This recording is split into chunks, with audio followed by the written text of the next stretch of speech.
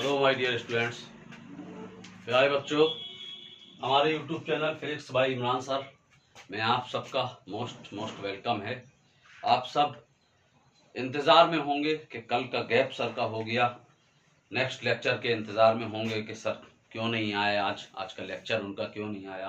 बेटा थोड़ा सा एक मजबूरी पड़ गई थी, मुझे अर्जेंट बाहर जाना पड़ा, इसलिए मैं कल का लेक्चर आपको नहीं दे पाया।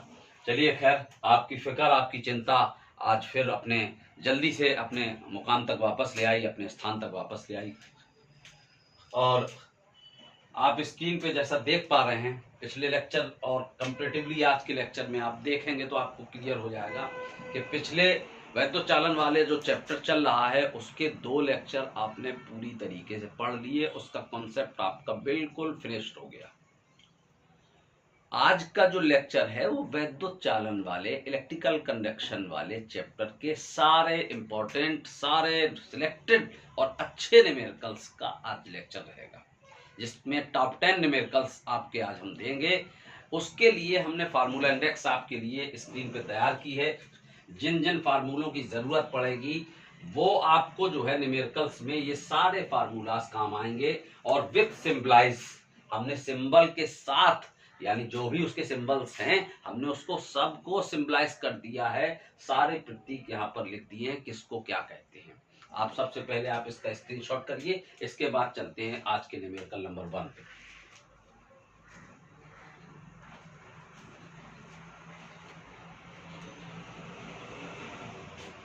चलिए थोड़ा सा आप फार्मूला इंडेक्स को आप समझने की कोशिश करें, फिर हम चलते हैं न्यूमेरिकल में। ठीक, थोड़ा और भी कॉन्सेप्ट जरा क्लियर हो जाए। जैसे आपका ये धारा और अनुगमन वेग में एक संबंध था, 1 नंबर में लिखने को भी आ जाता कभी, वो हमने लिखा।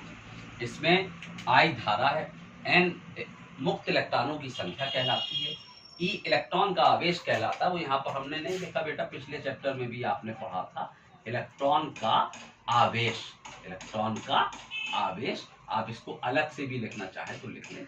और 1.6 × 10⁻⁻19 कूलम इसका मान होता है, अलग से लिख लीजिएगा। ए एरिया माने क्षेत्रफल है, और बीडी ड्रिफ्ट वेलोसिटी अनुगमन वेग है। जे मीन्स धारा घनत्व। अच्छा, और आइए आप आई का मान आप ये रखेंगे यहाँ पर NEABD, तो ए से ए कट जाएगा, NEBD बचेगा। आर वैद्युत प्रतिरोध है और रो विशिष्ट प्रतिरोध है, तो आर बराबर ρl/A। एल तार की लंबाई है। तार बेटा एक चीज ध्यान दो, तार किसी भी तरह का हो, तार बेटा कोई भी तार हो, रस्सी हो, कुछ भी हो, वो बेटा बेलनाकार होता है। तो उसका जो शेप होता है वो बेलनाकार होता है, जैसे कि ये सिलेंडर फॉर्म में। और बेलन का जो बेस होता है, आधार, वो वृत्ताकार होता है। और किसी भी शेप का, किसी भी आकृति का जो क्षेत्रफल है वो हम उसके शेप से ही देखते हैं। अगर इसका आधार वृत्ताकार है तो जो वृत्त का क्षेत्रफल वही बेलन का क्षेत्रफल। ओके, तो बेलन का क्षेत्रफल माने तार का क्षेत्रफल क्या बना, πr²। ठीक, अच्छा अब आप इस फार्मूले को देखिए।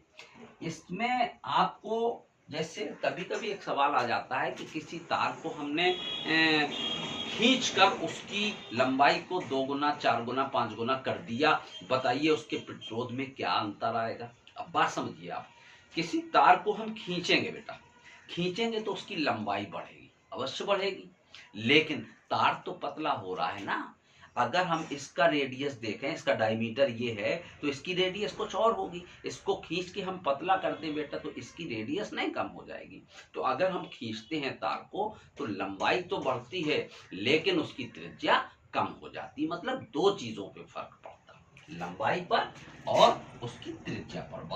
मेरी बात पे ध्यान देना। ए का मतलब क्षेत्रफल, और क्षेत्रफल को हम πr² कह सकते हैं। तो r बराबर ρl/A, और ए की जगह अगर हम लिख दें ρl और ए की जगह πr², तो ये सूत्र भी बन जाता है। अच्छा, अब देखिए खींचा तो लंबाई बढ़ी और त्रिज्या घटी, लेकिन बेटा ना तो उसका विशिष्ट प्रतिरोध बदलेगा और पाई तो कांस्टेंट वैल्यू होती है। ठीक, अब आप कहोगे विशिष्ट प्रतिरोध क्यों नहीं बढ़ रहा, बदल रहा। बेटा अब आप एक बात बताओ, एक हमने तांबे का तार लिया और उस तार को हमने खींचा तो बेटा लंबाई बढ़ी लेकिन त्रिज्या कम हुई तो लंबाई बढ़ी और त्रिज्या घटी, पर विशिष्ट प्रतिरोध वही रहेगा। क्यों? क्योंकि तांबे के तार को हम खींच रहे थे, तो खींचने से बेटा पीतल का तो वो बन नहीं गया।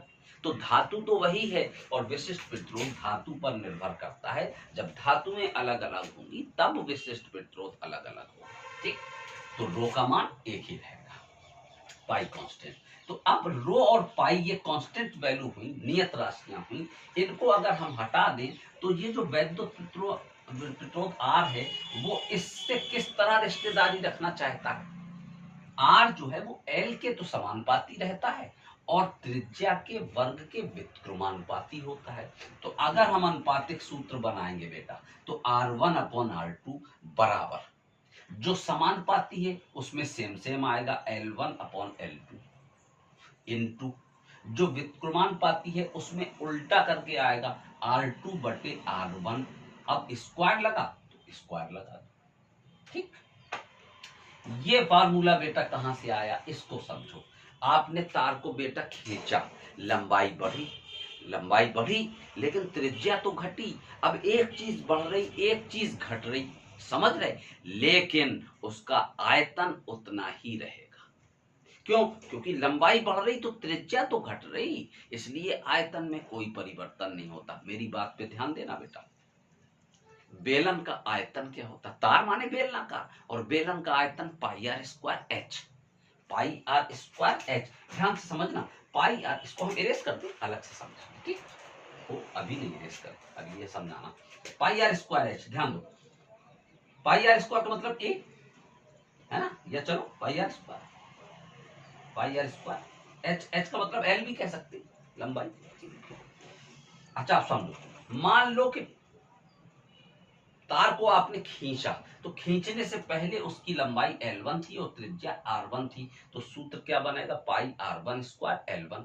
और खींच दिया तो खींचने के बाद लंबाई भी बदली, त्रिज्या भी बदली, लंबाई हो गई L2 और त्रिज्या हो गई R2। तो अब आयतन कितना हो जाएगा? पाई R2 स्क्वायर L2। मेरा मतलब खींचने से पहले का आयतन और खींचने के बाद का आयतन, आयतन दोनों बराबर रहेंगे। ठीक, पाई से पाई कट गया बेटा, L2 को इस तरफ ले आओ बटे में तो L1/L2 हो गया, और R1 को इस तरफ ले आओ बटे में तो R2 स्क्वायर और बटे R1 स्क्वायर, या दोनों का होल स्क्वायर। तो बेटा इस तरीके से ये सूत्र बन जाता है, ये वाला। ठीक, अच्छा अब सुनो, एक सूत्र ये रखा, इससे आपने ये सूत्र बनाया। ठीक, और एक ये आपने यहां से बनाया।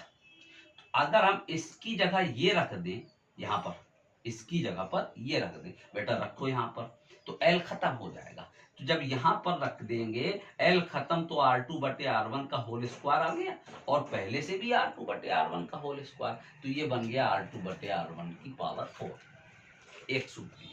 मान लो हम इसकी जगह ये रखा था, मान लो इसकी जगह ये रख दें, तो रख दो, इसकी जगह पर ये रख दो, आ जाओ यहाँ, इसकी जगह पर ये रख दो, रखो, तो L1/L2 रख गया यहाँ, और L1/L2 पहले से ही, तो L1/L2 का होल स्क्वायर, एक सूत्र बन गया। ओम साहब ने बताया था V बराबर I इंटू आर, वैद्युत शक्ति P बराबर W/T होती है, W बराबर VIT होता है, तो T कट जाएगा बेटा, P बराबर VI बन गया। V की जगह I इंटू आर रख दो तो P बराबर I स्क्वायर आर, I की जगह V/R रख दो तो P बराबर V square upon R। P वैद्युत शक्ति है, V विभवांतर है, R वैद्युत प्रतिरोध, T समय है। ठीक, श्रेणी क्रम में अगर टोटल प्रतिरोध निकालना है किसी सर्किट का तो R बराबर R1 plus R2 plus R3, और समांतर क्रम में टोटल प्रतिरोध निकालना है तो 1/R बराबर 1/R1 plus 1/R2 plus 1/R3। श्रेणी क्रम में हम पहचानेंगे कैसे, तो हमने दो पहचान बताई थी, एक फिजिक्स की भाषा में, एक देसी भाषा में।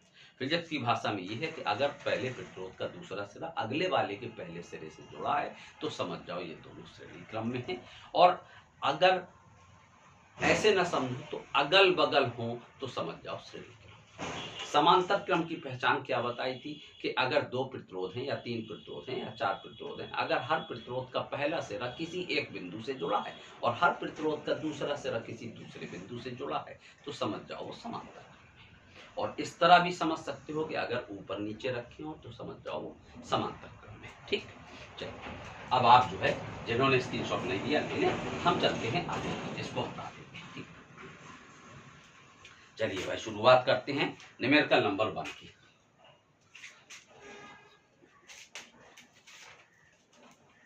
बेटा हम अभी थोड़ा सा आधुनिकी से दूर हैं, मॉडर्नाइजेशन से दूर हैं, थोड़ा आप लोगों को प्रॉब्लम क्रिएट हो रही है और बहुत जल्दी हम आपके चूंकि अभी सत्र में टाइम ही कितना रह गया, एग्जाम फिनिश हो जाएंगे। आने वाले टाइम में आपके छोटे भाई बहनों के लिए एकदम मॉडर्न व्यवस्था करने की कोशिश करेंगे ताकि बच्चे आराम से पढ़ सकें और अपनी तैयारी कर सकें।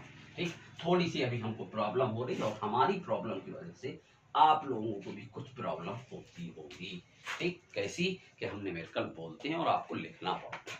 चलिए खैर थोड़ा सा बर्दाश्त कर लीजिए। 12 वोल्ट पहला सवाल, 12 वोल्ट और 24 वाट अंकित लैंप को, थोड़ा तेज पेन चलाया करिए आप। सवाल आपके सामने भी होगा, मेरे सामने भी होगा, तभी मजा आएगा समझने में, समझाने में। 12 वोल्ट 24 वाट अंकित लैंप को पूर्णतः प्रदीप्त करने के लिए, पूर्णतः प्रदीप्त करने के लिए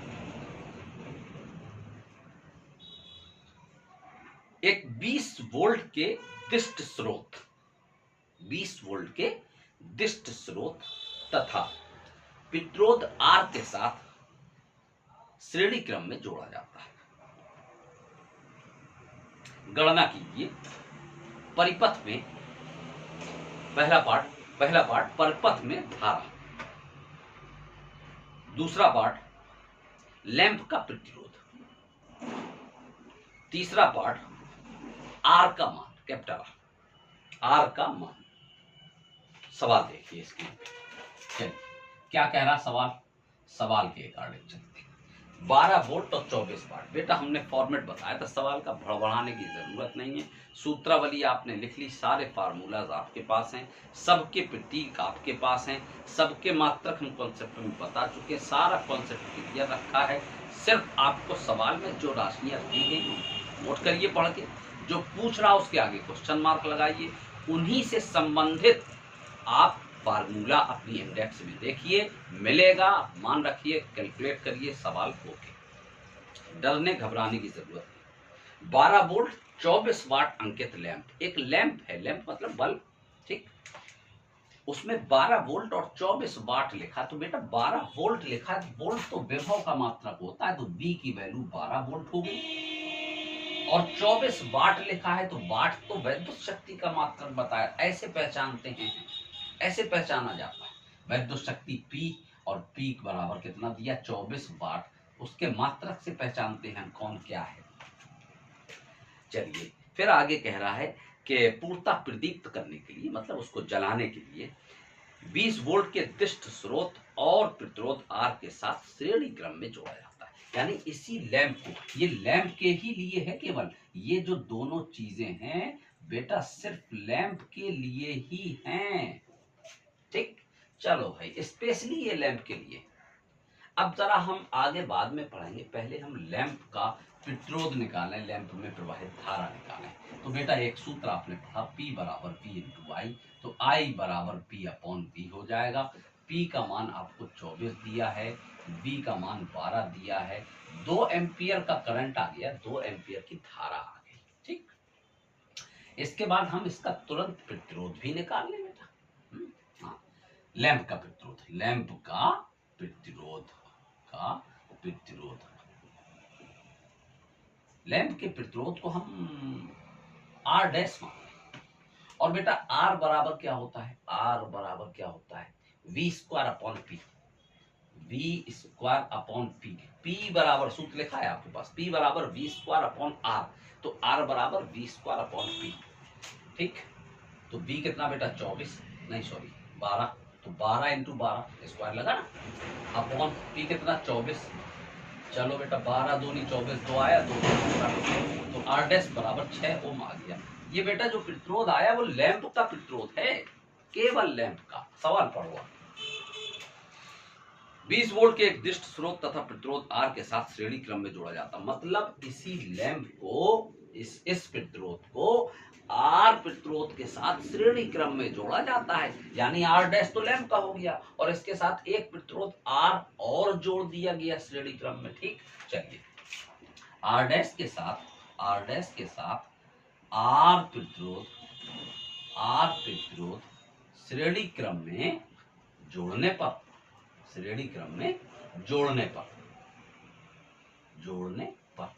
तुल्य प्रतिरोध कितना हो जाएगा बेटा? किसका तुल्य प्रतिरोध? समझो, लैंप का एक प्रतिरोध हो गया जिसको हमने आर डैश माना, और एक और प्रतिरोध सवाल में कह रहा कि आर है, जिसको आर के साथ इस लैंप के प्रतिरोध को आर प्रतिरोध के साथ श्रेणी क्रम में जोड़ा गया। तो टोटल प्रतिरोध कितना बनेगा? आर डैश प्लस आर हो गया। अच्छा, अब प्रतिरोध का सूत्र आर बराबर ओम साहब के नियम से आर बराबर V अपॉन आई होता है बेटा, होता ना? ठीक, तो आर डैश का मान कितना? 6 प्लस आर का मान ज्ञात करना है, लास्ट में पढ़ लो। परपथ में देखिए, पहले पार्ट में क्या पूछ रहा? परपथ में धारा का मान, धारा आप निकाल चुके हैं, ये पहला पार्ट हो गया। इसके बाद क्या कह रहा? लैंप का प्रतिरोध आप निकाल चुके हैं ना, ये दूसरा पार्ट हो गया।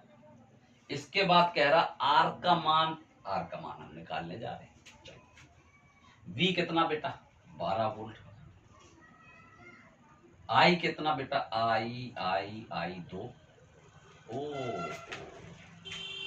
नहीं, V तो बेटा 12 वोल्ट जो है वो तो सिर्फ लैंप का है, और लेकिन अब सवाल में क्या कह रहा? 20 वोल्ट के दिष्ट स्रोत के साथ जोड़ा गया है, यानी पूरे स्रोत का जो वोल्टेज है, मेन सप्लाई का वोल्टेज, वो तो 20 वोल्ट है। मेन सप्लाई का वोल्टेज यहां पर लिख लो, उसको V डैश लिख लो, 20 वोल्ट। बात समझ में आ रही? हाँ, तो यहां पर देखिए, जब आप यहां से समझो, जब आप केवल लैंप का प्रतिरोध निकाल रहे थे, केवल लैंप का, तो सिर्फ लैंप का ही वोल्टेज रखा, 12 वोल्ट रखा ना, और अब आप इसके साथ इसको भी जोड़ दिया, तो ये तो टोटल प्रतिरोध आया ना, केवल लैंप का तो है नहीं आर डैश, ये तो टोटल प्रतिरोध आया, और टोटल प्रतिरोध निकालेंगे तो पूरी सप्लाई का वोल्टेज रखेंगे 20 वोल्ट। ठीक, तो यहाँ पे कर दो V डैश, और यहाँ मान क्या रखेंगे? 20 वोल्ट। अच्छा, धारा कितनी? धारा बेटा 2 एम्पियर। अब आप कहोगे अच्छा बड़े होशियार हैं आप, मतलब यहाँ वोल्टेज नहीं रख रहे लैंप का, लेकिन लैंप में जो धारा आ रही वो रख रहे आप। बेटा श्रेणी क्रम में जोड़े हैं, श्रेणी क्रम में धारा समान होती है, जो लैंप में प्रवाहित हो रही है 2 एम्पियर, वही पूरे सर्किट पे प्रवाहित होगी। ठीक, तो धारा का मान कितना बेटा? 2 एम्पियर। 2 धाम 20, 10 आ गया। 6 प्लस आर बराबर 10, तो आर बराबर कितना आ गया? आर बराबर 4 ओम आ गया बेटा। ये आपका तीसरा पार्ट आ गया। ठीक,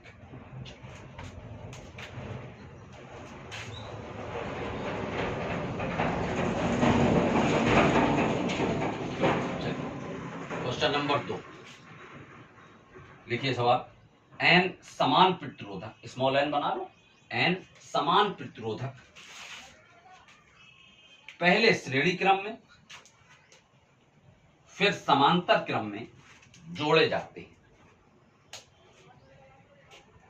अधिकतम तथा न्यूनतम प्रतिरोधों का अनुपात कितना होगा? अधिकतम तथा न्यूनतम प्रतिरोधों का अनुपात कितना होगा?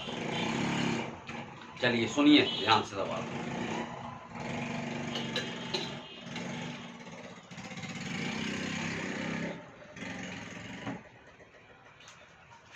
कह रहा है एन समान प्रतिरोधक, यानी प्रतिरोध हैं, कितने प्रतिरोध हैं? एन, और कैसे हैं? समान, मतलब 5 प्रतिरोध जैसे हम मान लें, तो पहला प्रतिरोध भी आर, दूसरा भी आर, तीसरा भी आर, चौथा भी आर, पांचवा भी आर। इसी तरह से कितने प्रतिरोध हैं बेटा? लेकिन 5 नहीं है, एन है ना? यानी पहला प्रतिरोध, यहां देखो, आप अपने तरफ से मान लीजिए, माना पहला प्रतिरोध, दूसरा प्रतिरोध, तीसरा प्रतिरोध, चौथा प्रतिरोध, सोन लगा दो, चूंकि एन है, एन का मतलब तो फिर एक संख्या हो गई, अनिश्चित संख्या। ठीक, तो हम सब, लेकिन सारे प्रतिरोध समान हैं। अगर R1 को आपने R मान लिया बेटा, तो R2 भी R होगा, R3 भी R होगा, यानी जितने प्रतिरोध हैं सब R होंगे। ठीक, अब पढ़ो सवाल। कह रहा पहले इनको श्रेणी क्रम में और फिर समांतर क्रम में जोड़ा जाता है। पहले आप बेटा इन सबको श्रेणी क्रम में जोड़ दो और फिर दोनों सबको समांतर क्रम में जोड़ दो।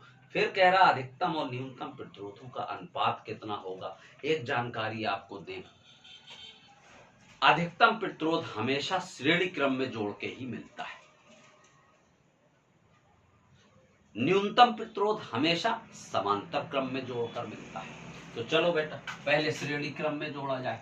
श्रेणी क्रम में जोड़ने पर, बाकी आप आगे सब लिख लेना जोड़ने ओड़ने पर, ठीक। श्रेणी क्रम में जोड़ने पर श्रेणी क्रम के टोटल प्रतिरोध का सूत्र R बराबर क्या होता, R1 plus R2 plus R3 plus so on, जितने हो तो लास्ट तक, जैसे 10 प्रतिरोध हो तो R10, 20 हो तो R20, n प्रतिरोध है तो Rn कर दो, सबके मान रखो, ठीक। अच्छा यहाँ पे टोटल प्रतिरोध को R डैश मान लो बेटा, क्योंकि ये यहाँ इसकी जगह R रखेंगे अभी, इसकी जगह R रखेंगे अभी, तो R से R टकराएगा, यहाँ R डैश मान लो।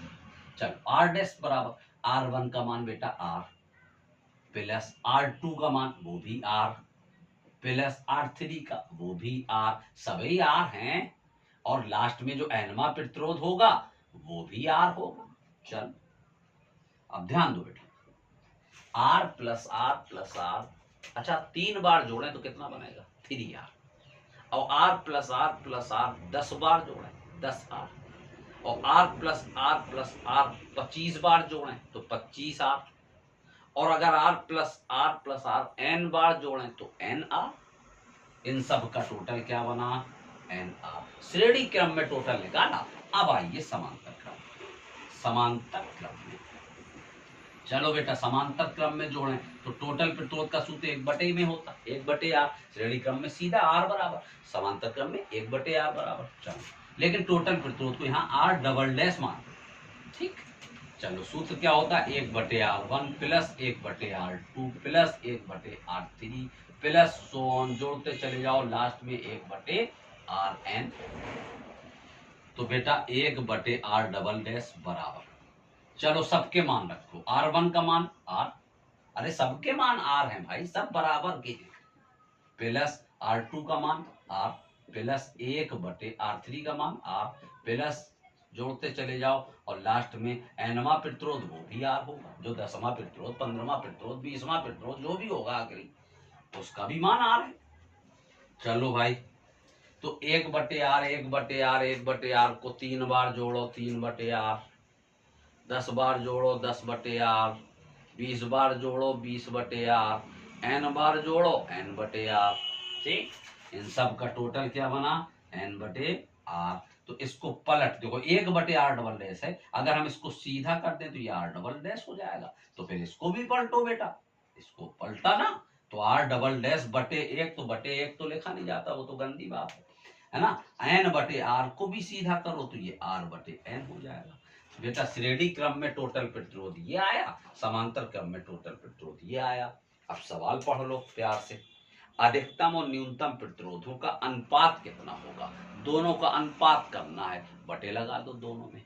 चलो R डैश बटे R double dash, R dash बटे R डबल डैश बराबर R डैश का मान nR है बटे R डबल डैश का मान R/n है, R/n, तो R से R कट गया, n चला गया ऊपर, ये हो गया n², तो R डैश अनुपात R डबल डैश बराबर हो गया n²। अब बटे में कुछ नहीं है, बटे में 1 मान लो तो n² अनुपात 1 हो जाएगा।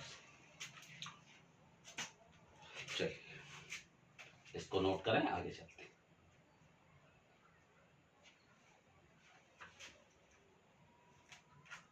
बहुत बेटा क्लीन क्वेश्चन मिलेंगे, बिल्कुल एकदम सिलेक्टेड, परीक्षा में आने वाले जो हमेशा से चले आ रहे हैं, हर साल दर साल कभी ना कभी आते रहते हैं, ऐसे आपको सिलेक्टेड न्यूमेरिकल हम आपको देंगे, केवल 10,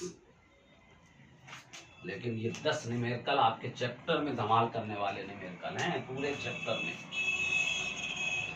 चलो बेटा तीसरा क्वेश्चन, क्वेश्चन नंबर 3, समान लंबाई के, सवाल को लिखें, समान लंबाई के तांबे के 2 तारों के व्यासों का अनुपात 1:2 है, उनके प्रतिरोधों का अनुपात ज्ञात कीजिए।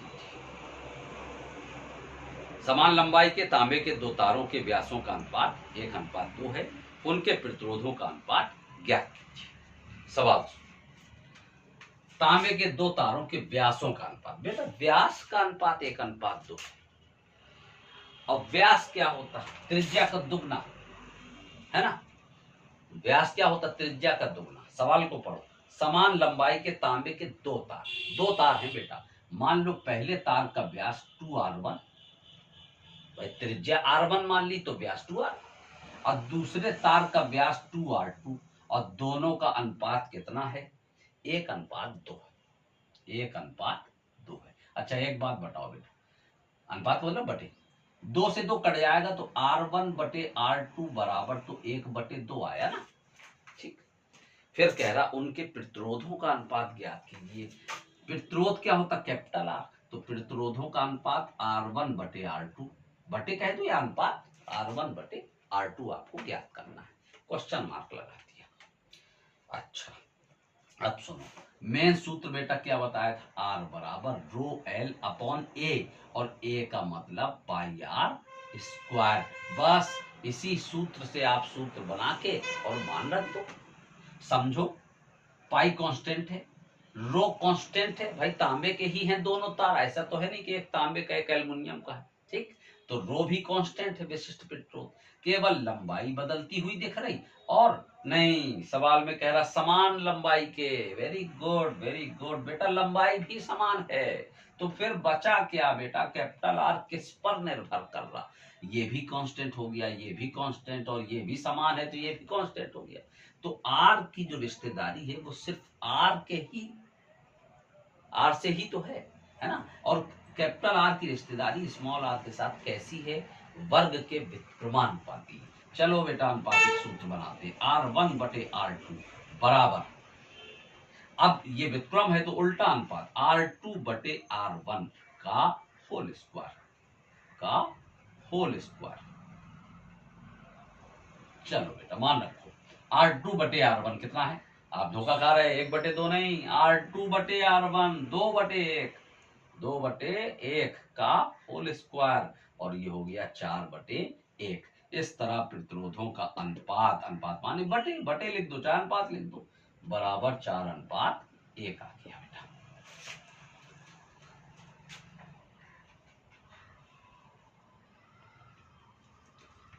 क्वेश्चन नंबर 4, 100 ओम प्रतिरोध के एक तार को 100 ओम प्रतिरोध के एक तार को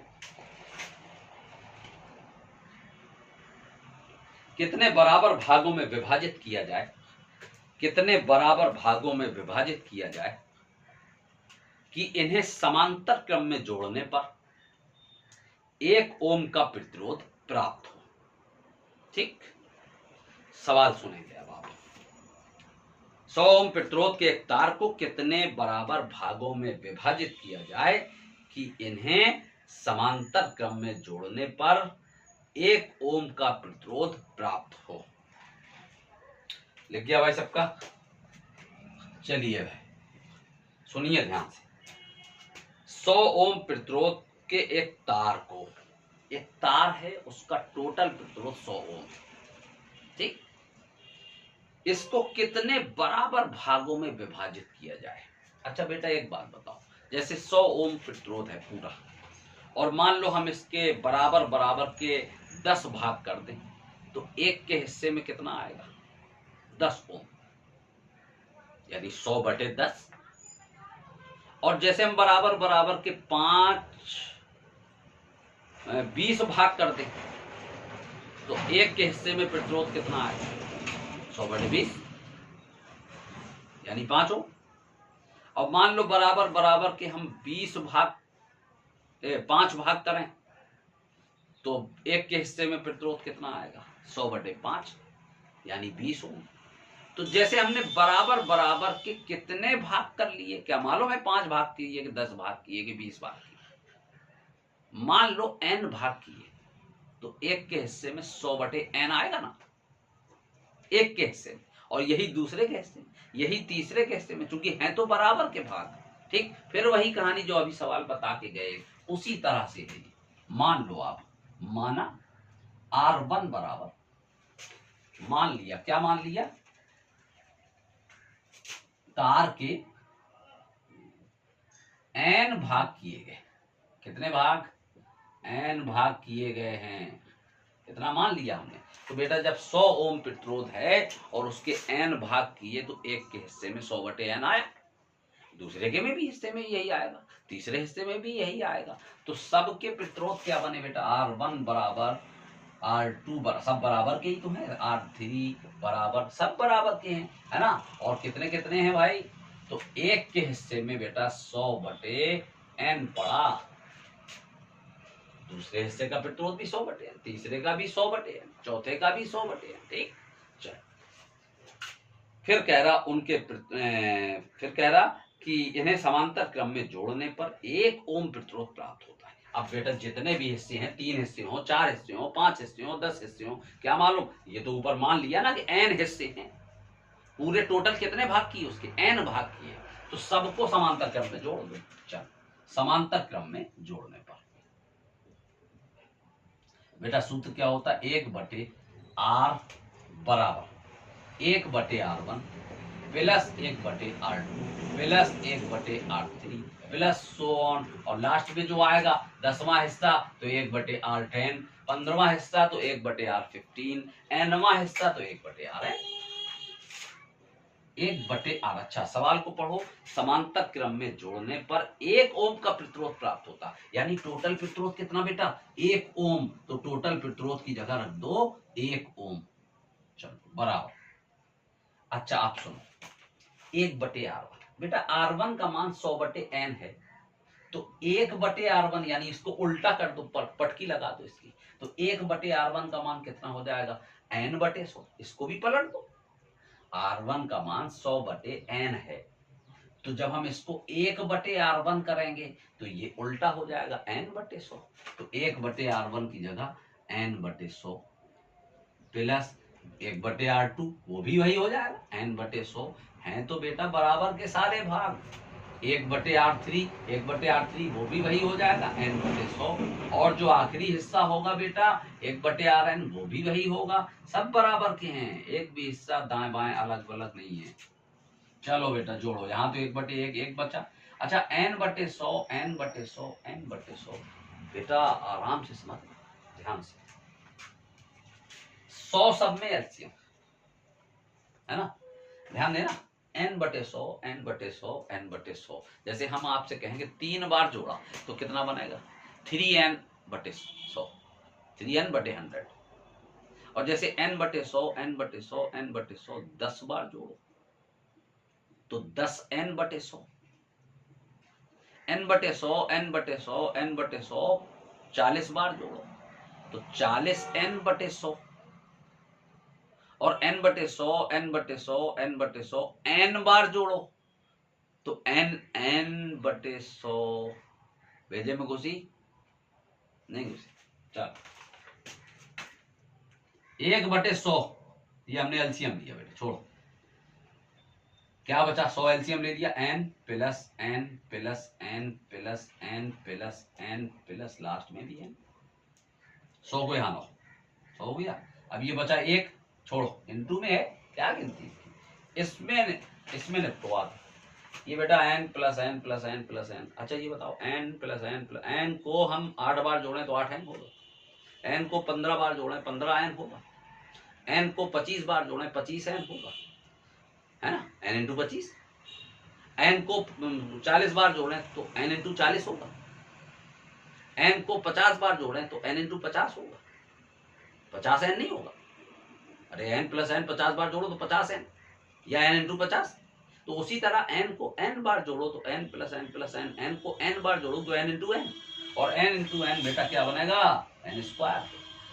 और जब n स्क्वायर का मान 100 है तो n बराबर कितना होगा, 10, इसका मतलब बेटा उसके तार के कितने भाग करना पड़ेंगे, 10 भाग करना पड़ेंगे।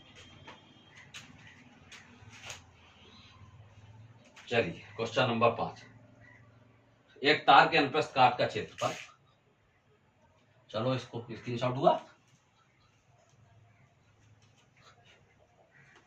चलो क्वेश्चन नंबर 5 लिखो फटाक से। एक तार के अनुप्रस्थ काट का क्षेत्रफल, एक तार के अनुप्रस्थ काट का क्षेत्रफल 10 की घात -7 वर्ग मीटर तथा मुक्त इलेक्ट्रॉनों की संख्या 2 × 10 की घात 28 2 × 10 की घात 28 प्रति घन मीटर है। तार में 3.2 एम्पियर की धारा प्रवाहित हो रही है। ज्ञात कीजिए पहला पार्ट धारा घनत्व, दूसरा पार्ट अनुगमन वेग। फिर से सवाल को टैली कर लो। एक तार के अनुप्रस्थ काट का क्षेत्रफल 10 की घात -7 वर्ग मीटर और मुक्त इलेक्ट्रॉनों की संख्या 2 × 10 की घात 28 प्रति घन मीटर है। तार में 3.2 एम्पियर की धारा प्रवाहित हो रही है। ज्ञात कीजिए पहला पार्ट धारा घनत्व और दूसरा पार्ट अनुगमन वेग। सवाल बहुत सिंपल, आप सवाल को पढ़िए और बस लगाइए। सुनिए, एक तार के अनुप्रस्थ काट का क्षेत्रफल बता रहा 10 की घात -7 वर्ग मीटर। क्षेत्रफल का मतलब ए बराबर 10⁻⁻7 वर्ग मीटर। मुक्त इलेक्ट्रॉनों की संख्या उसको स्मॉल n से प्रदर्शित करते हैं 2 × 10 की घात 28 प्रति घन मीटर। बेटा इसका जरूर सवाल में ध्यान देना कि जो मुक्त इलेक्ट्रॉनों की संख्या वो एकांक आयतन में है कि नहीं, यानी 1 घन मीटर आयतन में है कि नहीं। अगर यहाँ पर 1 घन सेंटीमीटर लिखा हो तो पहले आप घन मीटर बना लेना 10 की घात -6 का गुणा करके, ये सवाल गलत हो जाएगा। तार में 3.2 एम्पियर की धारा प्रवाहित हो रही तो I बराबर 3.2 एम्पियर हो गया। पहले पार्ट में पूछ रहा धारा घनत्व, पहले पार्ट में धारा घनत्व J और दूसरे पार्ट में अनुगमन वेग Vd।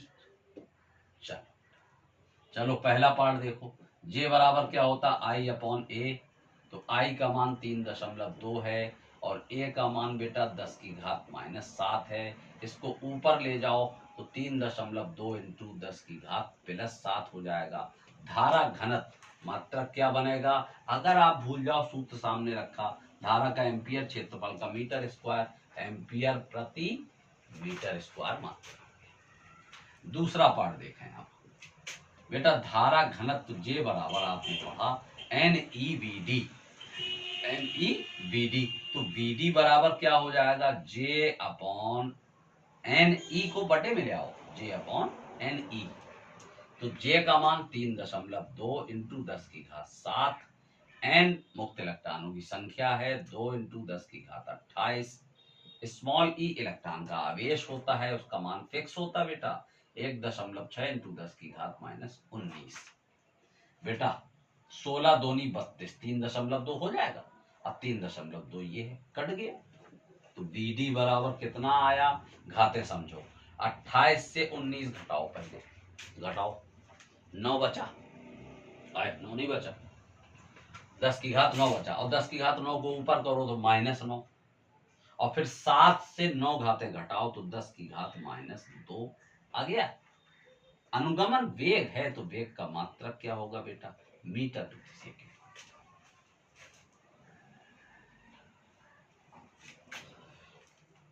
क्वेश्चन नंबर 6, किसी धातु के 20 सेंटीमीटर लंबे तार को खींचकर, किसी धातु के 20 सेंटीमीटर लंबे तार को खींचकर इसकी लंबाई 25% बढ़ा दी जाती है, 25% बढ़ा दी जाती है। नए तार के प्रतिरोध में कितने प्रतिशत वृद्धि होगी? बहुत अच्छा सवाल, बहुत अच्छा सवाल। धातु के 20 सेंटीमीटर लंबे तार को खींचकर इसकी लंबाई 25% बढ़ा दी जाती है। बेटा एक तार है जिसकी लंबाई 20 सेंटीमीटर है, ध्यान दो। क्वेश्चन नंबर 6, जिसकी लंबाई बेटा कितनी है, 25 सेंटीमीटर है, नहीं 20 सेंटीमीटर है, 20 सेंटीमीटर। हमें मीटर नहीं बनाना, सुनो ये प्रारंभिक लंबाई है, जो कि बाद में बढ़ा दी जाती ना, तो प्रारंभ में उसकी लंबाई 20 सेंटीमीटर। अब जो बाद में उसकी लंबाई होगी उसको हम L2 मानेंगे। तो बेटा L2 कितनी हो गई, क्या कह रहा, अब L2 कितनी होगी भाई, प्रारंभिक लंबाई 20 सेंटीमीटर है, लेकिन आगे कह रहा कि इस तार को खींचकर उसकी लंबाई 25% बढ़ा दी जाती है। तो बेटा जो दूसरी लंबाई होगी वो 25% बढ़ के आएगी ना, मतलब 20 तो है ही और 20 में और बढ़ गई, कितनी बढ़ गई, 20 सेंटीमीटर का 25% बढ़ गई। बेटा इस बात को समझो, बचा पाओ आप बस। उसकी प्रारंभ में लंबाई 20 सेंटीमीटर थी और अब जो दूसरी लंबाई होगी खींचने के बाद, तो 20 के बाद मान लो 5 बढ़ गई तो 25 हो जाएगा, 3 बढ़ गई तो 23 हो जाएगा, 20 तो है ही, और 20 तो है ही, फिर उसमें कितनी बढ़ गई, कितनी प्लस हो गई, 20 का 25% और प्लस हो गई। चलो तो 20 तो है ही बेटा, और 20 का 25%, अच्छा 8 में पहुंचो, का माने क्या पढ़ते थे, गुणा, और 25%, तो परसेंट का चिन्ह जब भी हटाओगे तो 100 का भाग दे दोगे बेटा, 25 दूनी 50 और 1 0, 500 हो गया, और 100 से काटो तो 5 हो गया, तो टोटल लंबाई अब कितनी बनी बेटा, 25 सेंटीमीटर बनी। ठीक, आगे बढ़िए, नए तार के प्रतिरोध में कितने प्रतिशत वृद्धि होगी। नए तार जो खींचने के बाद बना, इसका मतलब खींचने के पहले जो प्रतिरोध था उसको आप मान लीजिए, माना खींचने के पहले जो प्रतिरोध है उसको R1 कहेंगे ना, R1, और R1 को हमने R मान लिया। अब खींचने के बाद उसका प्रतिरोध क्या होगा, R2। भाई खींचने के पहले R1 मान रहे तो खींचने के बाद R2 मान लो, ठीक, तो R2 आप क्या, R2 आप क्या, ठीक। अच्छा फिर अब आगे बताते क्या है, चलो बेटा मेन सूत्र में आओ, R बराबर रो L अपॉन A, और A का मतलब पाई R स्क्वायर से। बेटा रो तो कांस्टेंट है, क्योंकि तार को आप खींच रहे, तो अगर तांबे का है तो तांबे का ही बना रहेगा, पाई कांस्टेंट होता, तो जो R की रिश्तेदारी है वो किससे किससे है बेटा, L से और स्मॉल r से, ठीक। तो इनमें अनुपातिक सूत्र क्या बनेगा, R1 अपॉन R2 बराबर L1 upon L2 into R2 बटे R1 का होल स्क्वायर, यही तो बनेगा, ठीक। लेकिन एक प्रॉब्लम हमारे सामने आ गई कि लंबाई के बारे में तो बता रहा पर त्रिज्या के बारे में नहीं बता रहा, जबकि आप अच्छे से समझ रहे हैं कि जब हम तार को खींचेंगे तो लंबाई बढ़ेगी लेकिन त्रिज्या घटेगी भी, तो हमें त्रिज्या भी तो मालूम होना चाहिए। पर हमने आपको सूत्रावली में इंक्लूड कर दिया कि अगर आपको त्रिज्या नहीं मालूम तो आप जानते हैं कि L1 बटे L2 की जगह पर R2 बटे R1 का होल स्क्वायर लिख सकते, और अगर R2 बटे R1 के होल स्क्वायर की जगह L1 बटे L2 लिख दें तो भी काम चलेगा, जैसी जरूरत है आपकी। हमें तो लंबाई दे रहा, त्रिज्या नहीं दे रहा, तो हम इस त्रिज्या को यहां से खत्म कर दें और इस त्रिज्या की जगह क्या लिख दें, L1 बटे L2। देखो इसकी जगह मैच करो ना, इसकी जगह पर L1 बटे L2 यहां लिख दें लाके, तो ये खत्म हो जाएगा यहां से बवाल। तो इसलिए R1 बटे R2 बराबर, अब L1 बटे L2 तो ये पहले से ही है, और इसकी जगह पर भी हम अगर L1 बटे L2 लिख दें तो L1 बटे L2 का होल स्क्वायर हो जाएगा। चलो बेटा R1 का मान R और R2 का तो बेटा आता पता नहीं, वही तो निकालना है। लंबाई के बारे में आओ, पहली लंबाई 20, दूसरी 25, पहली 20 है दूसरी 25 है, का होल स्क्वायर 5 से काट दो, 5 चौको 20 और 5 25, 4 बटे 5 का होल स्क्वायर, और वर्ग कर दो तो 16 बटे 25 हो गया।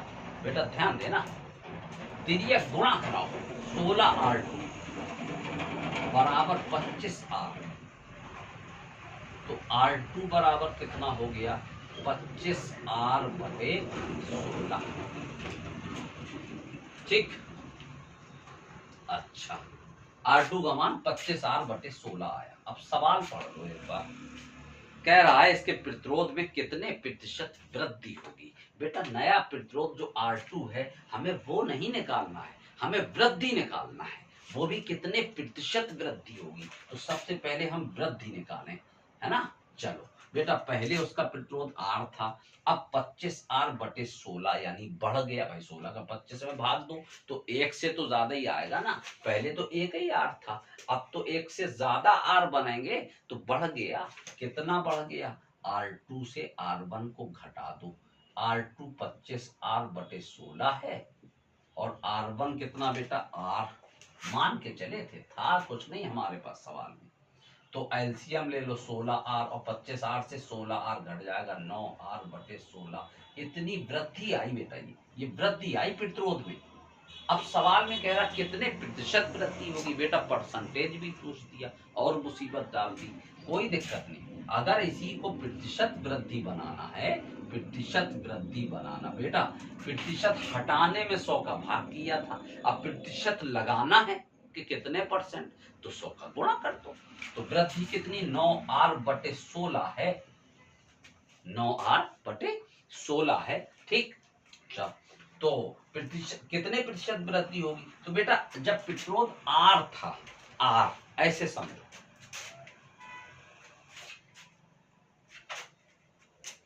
R में प्रतिरोध R था ना शुरू में, R में प्रतिशत वृद्धि, ठीक, वृद्धि बराबर 9R/16 और कितने में है? R में। तो जब R को हम बटे में लाएंगे, ठीक, 16, 9R/16 और प्रतिशत वृद्धि निकाल ले बेटा तो इंटू 100। अरे ऐसे समझो ना बेटा, जब R था प्रतिरोध तो उसमें वृद्धि कितनी आई? 9R/16 यही आई। और जब 1 होगा तो वृद्धि कितनी होगी? 9R/16 और ये R यहाँ आ जाएगा। और जब 100 में निकालोगे तो 9R/16R इंटू 100 हो जाएगा। बस ये है 9R/16R इंटू 100। ठीक, चलो R से R कट गया बेटा, 9 का 100 में गुणा 900 और 16 का भाग दे दो 900 में। तो पहले 90 में दो, 16 पंचे 80, 10 बचा, एक जीरो मिल गया 100, 16 छक्का 96, 4 बचा, दशमलव लगा लो 40, 16 दूनी 32, 8 बचा 80 हो गया, 16 पंचे 80, 56.25% की वृद्धि होगी।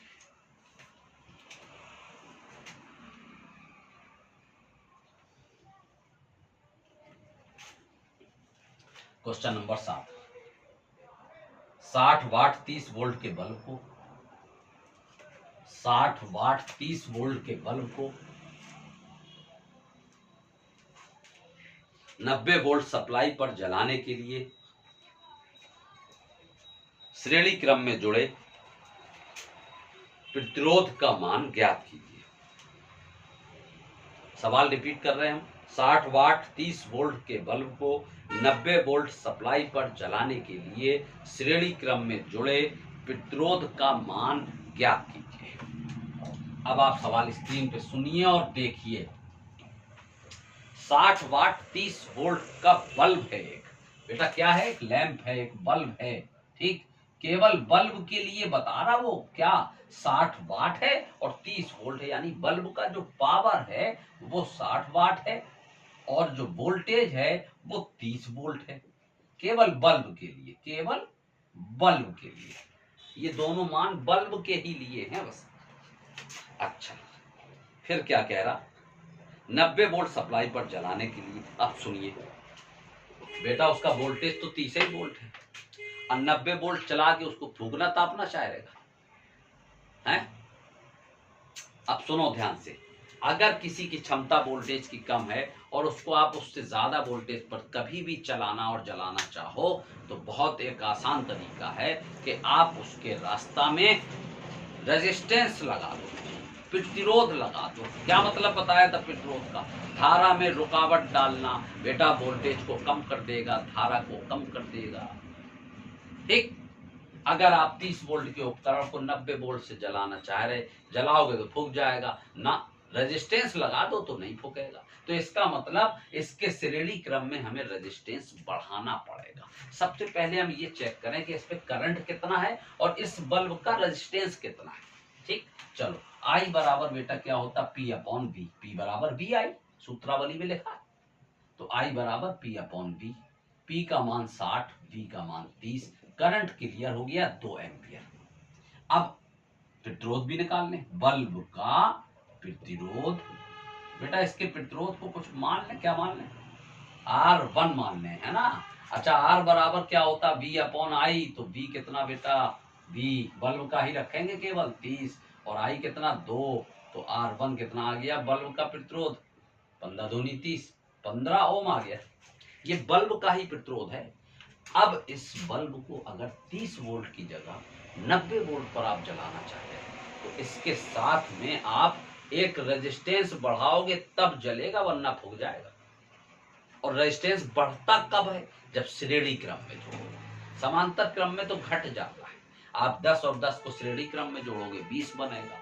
आप 10 और 10 को समांतर क्रम में जोड़ोगे 1/10 1/10 तो 5 बनेगा। ठीक, तो समांतर क्रम में नहीं, श्रेणी क्रम में बढ़ता है। चलिए 90 वोल्ट पर जलाना चाहते हैं ना आप, 90 वोल्ट पर जलाने के लिए श्रेणी क्रम में R1 के साथ R प्रतिरोध बढ़ाना होगा। कितना प्रतिरोध, मान लिया कि R प्रतिरोध बढ़ाना पड़ेगा। R1 तो था ही उसके पास, और उसी के साथ में R और बढ़ा दो श्रेणी क्रम में, तो बस वो 30 वोल्ट क्षमता है, लेकिन वो 90 वोल्ट तक जल जाएगा। चलो, तो कितना बढ़ाया, R प्रतिरोध, है ना बेटा। तुल्य प्रतिरोध कितना बना, तब तुल्य प्रतिरोध का बेटा, लैंप का, बल्ब का जो प्रतिरोध था R, वो तो R1 था, और R और बढ़ा दिया, तो R1 में बेटा R और बढ़ा दिया, तो ये हो गया तुल्य प्रतिरोध। और तुल्य प्रतिरोध का सूत्र बेटा, अच्छा प्रतिरोध का सूत्र R बराबर V upon I, right. R1 कितना 15, और R तो निकालना है ना, वो ये पूछ रहा है कि श्रेणी क्रम में, पढ़ो सवाल को, श्रेणी क्रम में जुड़े प्रतिरोध का मान ज्ञात कीजिए। तो आपने माना 90 वोल्ट पर जलाने के लिए श्रेणी क्रम में R1 के साथ R प्रतिरोध बढ़ाना होगा, तो R प्रतिरोध श्रेणी क्रम में बढ़ा दिया, जो बढ़ाया इसी का तो मान निकालना है। R को R लिख दो, बराबर V का मान, अब आप ऊपर देखोगे कहोगे 30 वोल्ट, नहीं बेटा 30 वोल्ट जब रखोगे तो प्रतिरोध केवल यही है, केवल बल्ब का रखोगे तो बल्ब का प्रतिरोध तो 15 ही है। तो हम तो टोटल प्रतिरोध रख रहे हैं ना बल्ब का, और एक और जो श्रेणी क्रम में बढ़ाया, तो जब टोटल प्रतिरोध रख रहे तो अब तो वोल्टेज 30 की जगह 90 वोल्ट हो गया ना, तो वोल्टेज 90 वोल्ट। और आई धारा, धारा कितनी 2 एम्पियर। अब आप कहोगे धारा तो वही रख रहे हो, फिर वही सवाल आ गया कि बड़े होशियार हैं आप। तो बेटा श्रेणी क्रम में धारा तो समान होती है, जो बल्ब में प्रवाहित हो रही होगी वो सब में होगी। चलो 2 से 90 काटो 45, तो 15 प्लस R बराबर 45, है ना। इस 15 को वहां ले जाओ, R बराबर आ गया 30 ओम बेटा।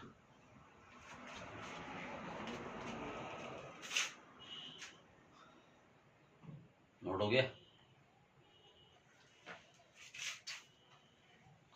चलिए अगला क्वेश्चन भाई, क्वेश्चन नंबर 8। जब दो प्रतिरोधों को श्रेणी क्रम में जोड़ा जाता है, जब दो प्रतिरोधों को श्रेणी क्रम में जोड़ा जाता है तो उसका मान 25 ओम तथा समांतर क्रम में जोड़ने पर 4 ओम हो जाता है। प्रत्येक प्रतिरोध का मान ज्ञात। अब सुनो सवाल, दो प्रतिरोधों को श्रेणी क्रम में जोड़ा जाता फिर समांतर क्रम में। चलो मान लो आप दो प्रतिरोध कौन कौन से हैं, माना दो प्रतिरोध R1 व R2, R1 व R2 है, ऐसा मान लिया। अब पहले इनको श्रेणी क्रम में जोड़ो, फिर उनको समांतर क्रम में जोड़ो, तो टोटल प्रतिरोध जो है जब दोनों का निकालोगे तो पहले श्रेणी क्रम में निकालो, फिर समांतर क्रम में, और फिर लास्ट में कह रहा है कि प्रत्येक प्रतिरोध का मान ज्ञात। तो पहले बेटा श्रेणी क्रम में जोड़ो, श्रेणी क्रम में जोड़ने पर, बाकी आप लिख लेना। तो श्रेणी क्रम में बेटा अगर हम, अच्छा श्रेणी क्रम में मान दे तो रहा है, जब दो प्रतिरोधों को श्रेणी क्रम में जोड़ा जाता है तो उसका मान 25 ओम होता है। तो बेटा श्रेणी क्रम में जोड़ दो दोनों को, R1 प्लस R2 श्रेणी क्रम में तो सीधा सीधा जोड़ते हैं, समांतर में 1/, करके जोड़ते हैं। तो श्रेणी क्रम में जोड़ने पे टोटल प्रतिरोध कितना है, 25 ओम, पहला समीकरण मान लो। फिर पढ़ो, समांतर क्रम में जोड़ने पर 4 ओम हो जाता है, यानी दोनों को जब समांतर क्रम में जोड़ेंगे, चलो भाई समांतर क्रम में भी जोड़ लो। समांतर क्रम में 1/R, यही तो होता है टोटल प्रतिरोध। अच्छा, टोटल प्रतिरोध कितना हो जाता है, 4 ओम समांतर क्रम में जोड़ने से। तो समांतर क्रम में टोटल प्रतिरोध रख दो 4 बराबर 1/R1 प्लस 1/R2, दोनों को जोड़ दिया। दोनों को समांतर क्रम में जोड़ दिया और टोटल प्रतिरोध 4 ओम हो जाता, तो R की जगह 4 रख दिया। अच्छा, तो 1/4 बराबर, इसमें R1 R2 एलसीएम ले लो बेटा, R1 कैंसिल, R2 का 1 में गुणा, R2 आ गया, प्लस R2 कैंसिल, R1 बचा, उसका 1 में गुणा, R1 आ गया। अच्छा, 1/4 बराबर, बेटा R1 प्लस R2 तो है ही, और R1 प्लस R2 का मान कितना, 25। अब बटे में R1 R2 तिरिया गुणा कर दो, R1 R2 बराबर 25 चौको 100।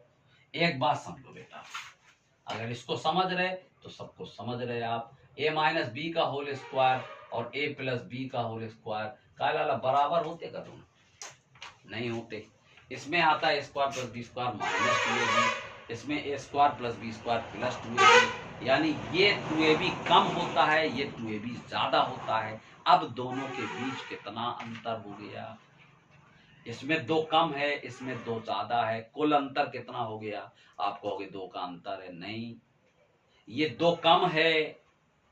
ये देखो, ये एक थर्ड इंसान है, ठीक, ये एक थर्ड इंसान है, इससे हमारे पास 2 रुपए कम है और इससे आपके पास 2 रुपए ज्यादा है।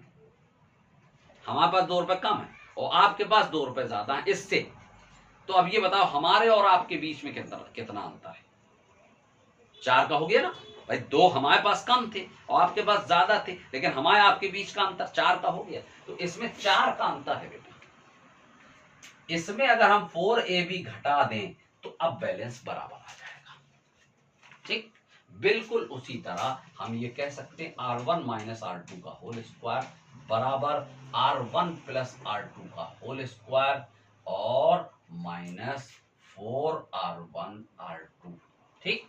चलो मान रखो, R1 प्लस R2 का मान 25 निकाल चुके हैं आप, 25 का whole square minus 4 into R1 R2 का मान 100 निकाला बेटा, 25 का वर्ग 625, 4 इंटू 100 400, घटा दिया तो 225 बचा।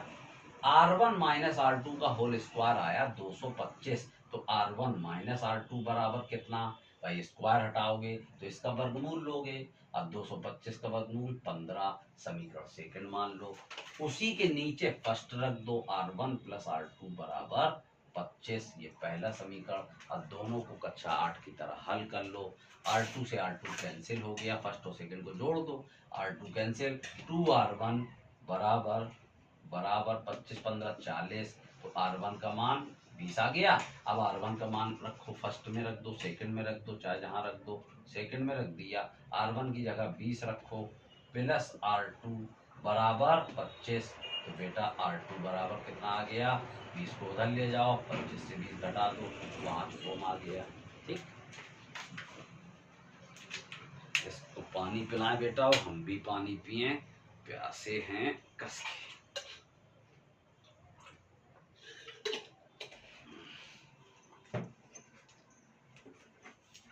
चलो अगला क्वेश्चन लिखो, निम्न परपथ में ए और बी के बीच विभवांतर ज्ञात कीजिए, ठीक। बस सवाल इतना ही है, परपथ अकेला बनाना है, सर्किट अकेला बनाना। क्वेश्चन है, निम्न परपथ में ए और बी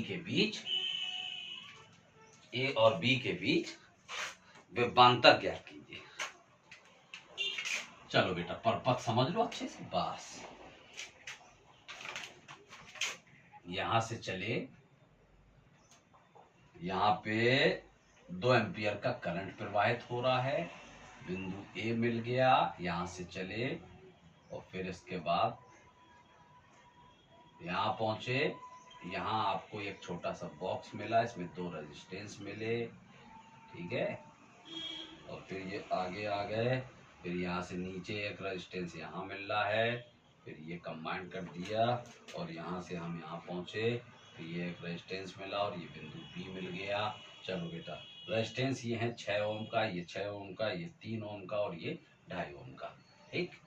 करंट यहाँ से निकला, यहाँ पहुँचा, यहाँ पहुँचा, यहाँ पहुँचा, फिर कुछ हिस्सा यहाँ भी आ जाए, कुछ यहाँ निकल जाए, कुछ यहाँ निकल जाएगा, तो यहाँ पहुँचा। इस तरीके से ये पूरा करंट है। ये आपका क्वेश्चन में कह रहा है निम्न परपथ में ए और बी के बीच विभवांतर क्या है। कितना शानदार क्वेश्चन बेटा, विभवांतर बी पूछ रहा केवल। और बेटा बी बराबर क्या होता, आई इंटू आर। आई तो ये रखा 2 एम्पियर, लो आई बराबर 2 एम्पियर। बचा क्या, आर। आर का मतलब तुल प्रतिरोध, पूरे सर्किट का टोटल प्रतिरोध कर लो, सूत्र लगा दो ओम साहब का, लग गया सवाल।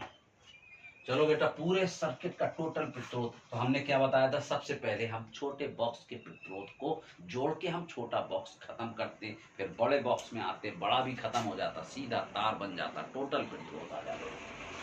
तो छोटा बॉक्स ये है बेटा, और ये दोनों ऊपर नीचे हैं, ठीक।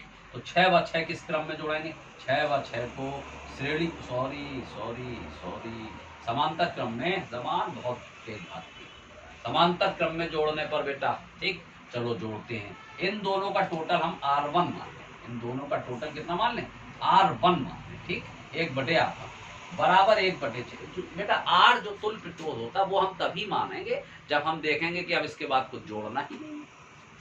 तो 1/6 प्लस 1/6, तो बेटा 1/6 2/6 हो गया। अब 2 एकम 2, 2 तिया 6। अच्छा 1/R1 का मान 1/3 आया, तो R1 बराबर 3 हो जाएगा भाई। इसको हमने पलट दिया तो R1 हो गया, इसको पलट दिया 3 हो गया, ठीक। इन दोनों का टोटल प्रतिरोध 3 हो गया। अब हम इसको यहाँ से बेटा हटा रहे हैं, अब आपको गौर करना, ओ सर्किट तो आपको बनाना पड़ेगा, सर्किट तो आपको बनाना पड़ेगा ना। चलो चलो 6 ओम 6 ओम, ठीक, कोई बात नहीं बेटा। अब इन दोनों को मिला के 3 ओम का एक रेजिस्टेंस आ गया, यहाँ पे एक रेजिस्टेंस मान के चलो अब, ठीक है। और एक उसके नीचे रखा 3 ओम, तो ये फिर ऊपर नीचे।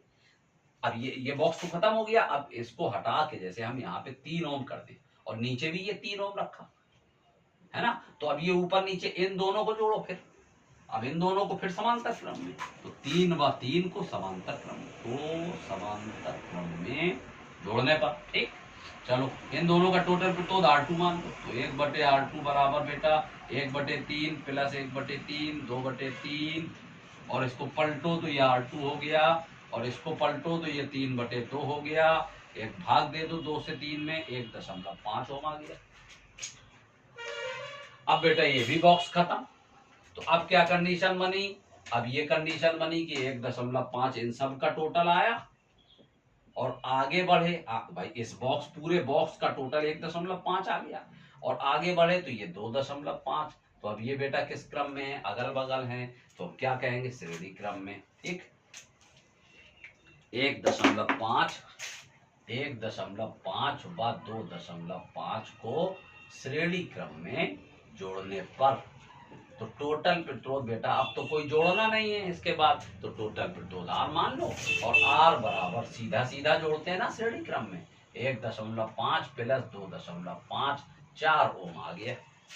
कितना आ गया, 4 ओम आ गया, ठीक। अब आपको I दे रहा 2 एम्पियर, R दे रहा 4 ओम, V पूछ रहा, ओम साहब का नियम लगा दो, V बराबर I इंटू R। I का मान 2 एम्पियर, R का मान 4, विभवांतर आ गया 8 वोल्ट। कितना, 8 वोल्ट।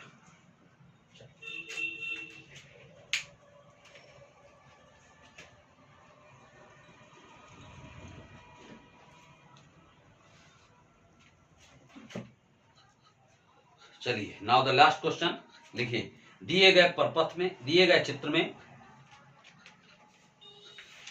बिंदुओं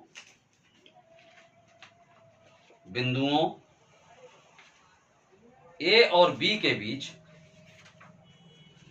A और B के बीच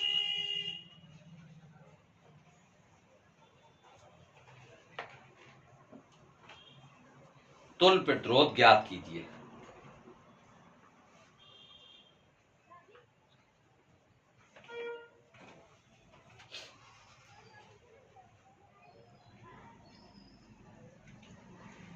ए और बी के बीच तुल्य प्रतिरोध ज्ञात कीजिए।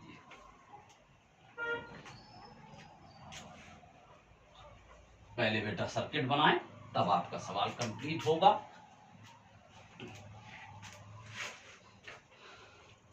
इस तरह का एक सर्किट है, इस तरीके का, ठीक। एक रेजिस्टेंस यहां पे भी लगाना है, ऐसे एक यहां, एक यहां, एक यहां, एक यहां, एक यहां, ठीक। बिंदुओं के नाम क्या है बेटा?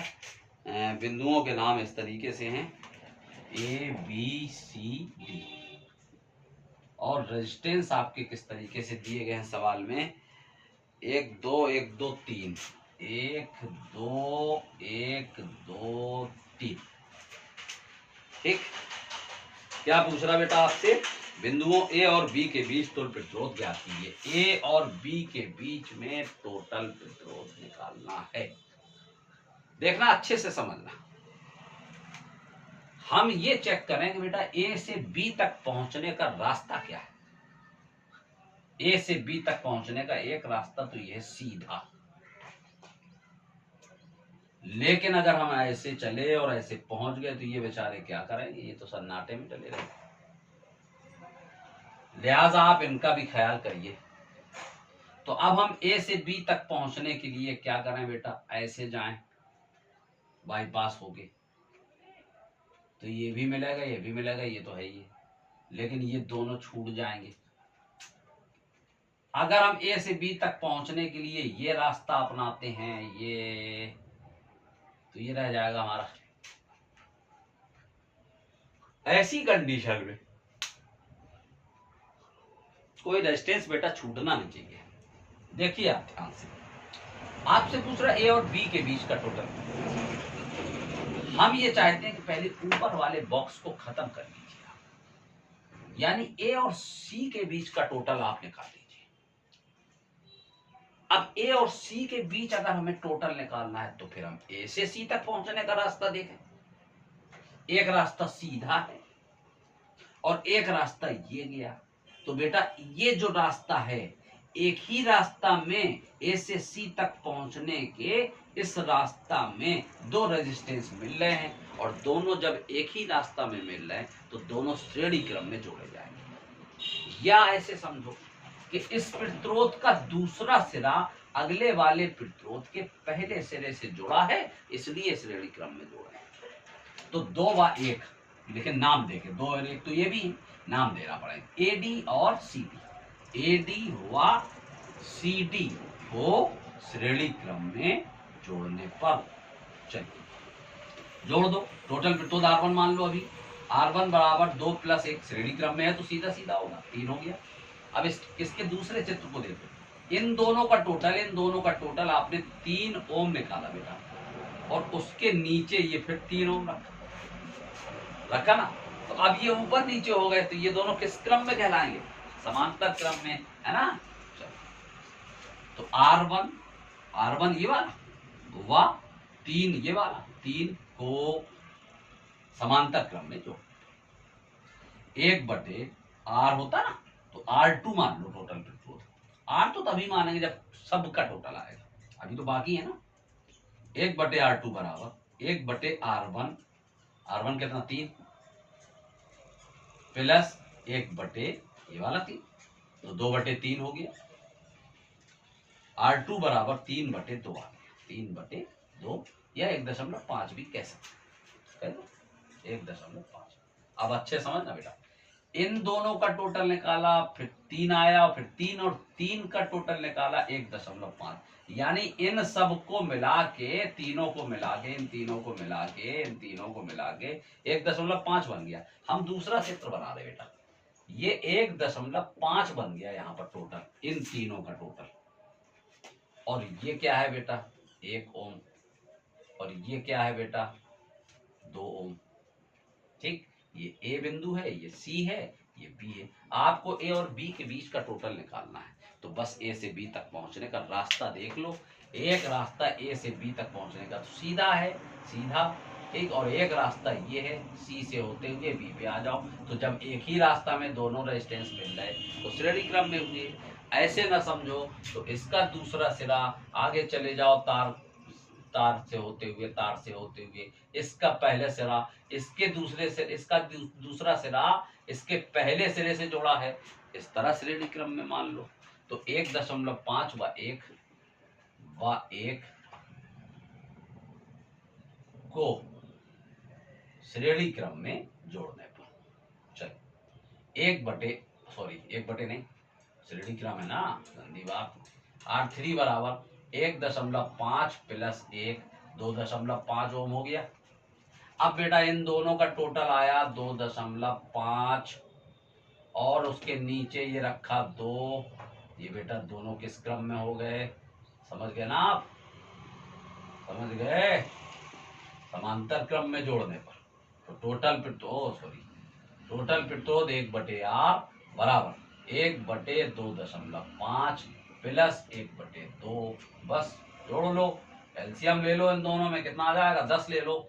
तो ये 2.5 है, 2.5 चौको 10, 4 आ गया, और 2 पंचे 10, 5 आ गया, 5 4 9/10 बना, है ना। इसको 1/R को सीधा करो, R हो गया, और 9/10 को सीधा करो, 10/9 हो गया। इस तरह से बेटा टोटल प्रतिरोध आ गया 10/9 ओम। ये